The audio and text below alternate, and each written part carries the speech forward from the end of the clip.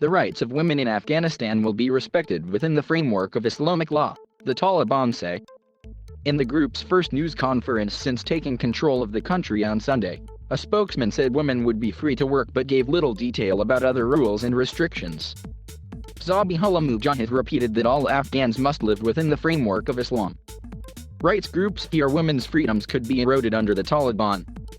The militant group introduced or supported punishments in line with their strict interpretation of Islam's legal system, Sharia law, when they controlled Afghanistan between 1996 and 2001. Women had to wear the all-covering burqa, and the Taliban also disapproved of girls aged 10 and over going to school. In the news briefing on Tuesday, Mr. Mujahid fielded several questions from the international media about what women's rights could look like under a Taliban government.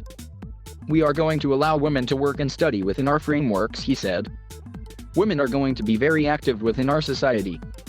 But he did not expand when asked about dress codes and what roles women would be able to have within the country's workforce.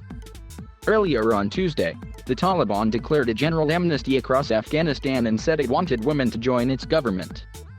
Analysts say the group is running a sophisticated PR campaign in an effort to win the hearts and minds of both Afghans and the international community. The message of the new rulers has been received with mixed feelings inside Afghanistan. "It's a ruse and we're being lured outside to be punished. I refuse to study or work under their laws," said another. Yet some others saw some early promise.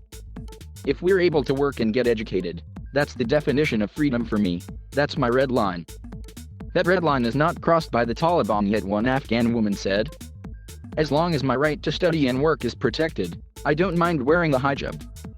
I live in an Islamic country and I'm willing to accept the Islamic dress code, as long as it's not a burqa though, because that's not an Islamic dress code." Also Tuesday's news conference, Mr. Mujahid also. "All their rights within Islam." That's the phrase the Taliban have used countless times when it comes to the lives of Afghan women and girls.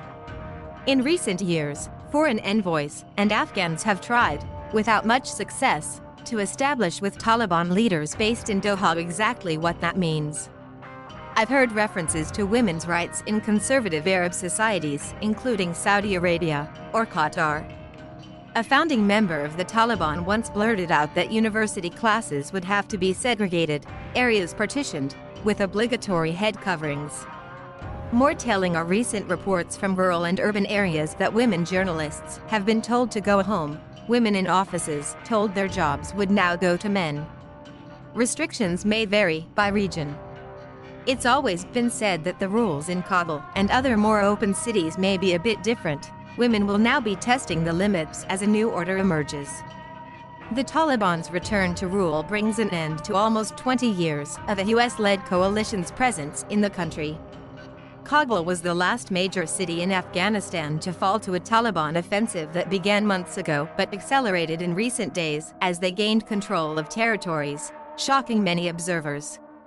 On Monday, thousands of civilians desperate to flee the country headed to the airport where chaotic scenes unfolded throughout the day. Many thronged the runway, running alongside a moving military transporter aircraft as it prepared for takeoff. Some clung to the side of a plane, and at least 2 of them are reported to have perished when they fell from the aircraft after it had left the ground. American troops also killed 2 armed Afghans who were part of the crowd that breached the airport perimeter. 7 people are reported to have died in total. Military flights evacuating diplomats and civilians were temporarily suspended due to the chaos, but they resumed on Tuesday.